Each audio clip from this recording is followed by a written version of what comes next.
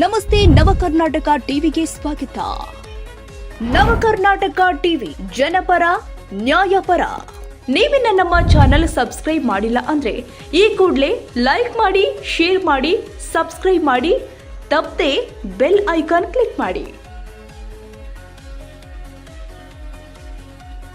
ವಿಜಯನಗರ ಜಿಲ್ಲೆ ಕೂಡ್ಲಿಗಿ ತಾಲೂಕು ಶಿವಪುರ ಗ್ರಾಮ ಪಂಚಾಯಿತಿ ವ್ಯಾಪ್ತಿಯಲ್ಲಿ ಬರುವ ಗೊಲ್ಲರಟ್ಟಿ ಸರ್ಕಾರಿ ಹಿರಿಯ ಪ್ರಾಥಮಿಕ ಶಾಲೆ ಆವರಣದಲ್ಲಿ ಅಸ್ವಚ್ಛತೆಯಿಂದ ಕೂಡಿದ್ದು ಮಕ್ಕಳು ಪ್ರತಿದಿನ ಆಟ ಪಾಠದ ಜೊತೆಗೆ ಮುಖ್ಯ ಗುರುಗಳು ಹಾಗೂ ಸಹ ಶಿಕ್ಷಕರಿಂದ ಮಕ್ಕಳಿಗೆ ಬಿಸಿಯೂಟ, ಬಾಳೆಹಣ್ಣು, ಮೊಟ್ಟೆ ಕೊಡ್ತಾ ಇದ್ದು ಶಾಲಾ ಆವರಣದಲ್ಲಿ ಯಾವುದೇ ಗಲೀಜು ಇಲ್ಲದೆ ಸುಂದರ ವಾತಾವರಣವಿದ್ದು ವಿದ್ಯಾರ್ಥಿಗಳು ಮತ್ತು ಶಿಕ್ಷಕರು ಗ್ರಾಮ ಪಂಚಾಯಿತಿಗೆ ದೂರು ಕೊಟ್ಟಿದ್ರು. ಗ್ರಾಮ ಪಂಚಾಯಿತಿಯವರ ನಿರ್ಲಕ್ಷ್ಯದಿಂದಾಗಿ ಹೊರಗಿನ ಕಾಂಪೌಂಡ್ ಪಕ್ಕ ಚರಂಡಿ ಇದ್ದು ಆ ಚರಂಡಿ ಪಕ್ಕದಲ್ಲಿ ಮೂತ್ರ ವಿಸರ್ಜನೆ, ಮಲಮೂತ್ರ ತಿಪ್ಪೆಯಿಂದ ಕೂಡಿದೆ.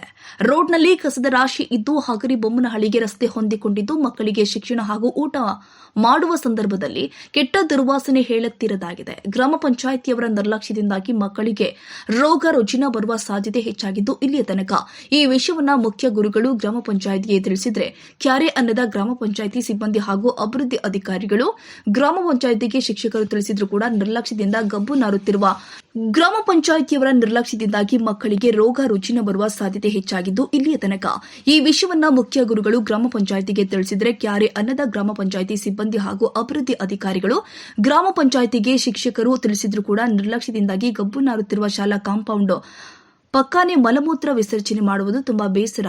ಶಿಕ್ಷಣ ಇಲಾಖೆಯವರು ಇದನ್ನ ಪರಿಶೀಲನೆ ಮಾಡಿ ಶಾಲೆಯ ಕಾಂಪೌಂಡ್, ಚರಂಡಿ, ರಸ್ತೆಯ ಮಲ ವಿಸರ್ಜನೆ ನಿಲ್ಲಿಸಬೇಕು, ಸ್ವಚ್ಛತೆ ಮಾಡಿ ಮಕ್ಕಳಿಗೆ ಒಳ್ಳೆಯ ಆರೋಗ್ಯ ಶಿಕ್ಷಣ ಕೊಡಬೇಕು ಅಂತ ಗ್ರಾಮದ ಯುವ ಮುಖಂಡ ಪಂಪಾವತಿ ತಿಳಿಸಿದ್ದಾರೆ. ಹಾಗೂ ಊರಿನ ಮುಖಂಡರು ಬೇಸರ ವ್ಯಕ್ತಪಡಿಸಿದ್ದಾರೆ.